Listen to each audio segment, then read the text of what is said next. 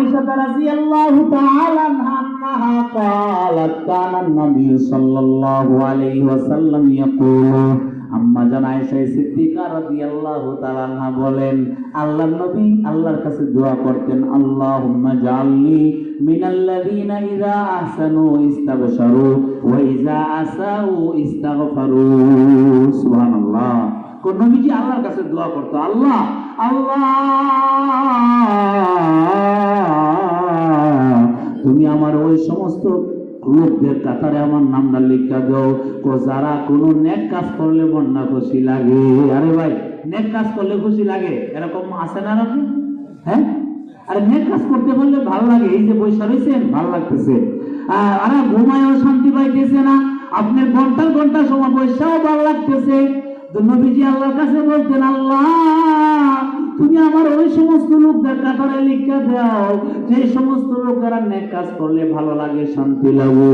উম্মতের মধ্যে কিছু উম্মত আছে নেক কাজ করলে ভালো লাগে। আল্লাহুম্মা জাআলনি মিনাল্লাযীনা ইযা আহসানু ইস্তাবশারু ওয়া ইযা আসাউ ইস্তাগফারু। আল্লাহ কোন মন্দ কাজ করলে সাথে সাথে তোমার কাছে ক্ষমা চেয়ে নেয়।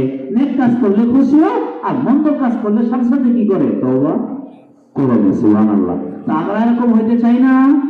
চাই।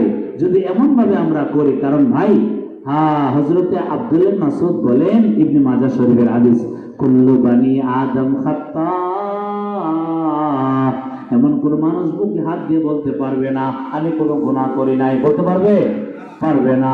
আল্লাহ নবী বলে দিয়েছেন, আপনি বলবেন কেমনে? কারণ নবী তো হয়ে গেছে, কুল্লু বানি আদম খাত্তা।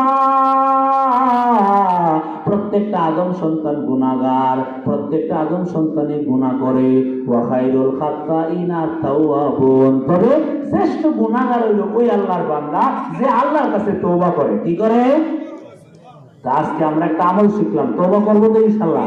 সহজ, আস্তাগফিরুল্লাহ আস্তাগফিরুল্লাহ আস্তাগফিরুল্লাহ আস্তাগফিরুল্লাহ আস্তাগফিরুল্লাহ।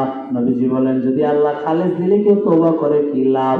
আত-তাইবু মিনাজ যামবি কামাল্লা যামবা লাহু। গুনাহ থেকে যারা তওবা করে খাঁটি দিলে, আল্লাহ যে গুনাহটা করছি, বড় অন্যায় করেছি, অপরাধ করেছি, এই গুনার উপরে লজ্জিত হওয়া, এই গুনাহটা ছেড়ে দেওয়া, আর এই গুনাহ করব না এই কথার উপরে মরণ পর্যন্ত অটল থাকা, এই তিনটা শর্ত সাপেক্ষে যারা তওবা করবে, নবীজি বলেন একটা শিশু দুনিয়াতে আসার সময় যেরকম মায়ের গর্ভ থেকে নিষ্পাপ হয়ে আসে, তওবা করার সাথে সাথে যুবক, বৃদ্ধ, নারী, পুরুষ সকলের গুনাহ আল্লাহ তাআলা এমন ভাবে মোচন করে দেন। সুবহানাল্লাহ।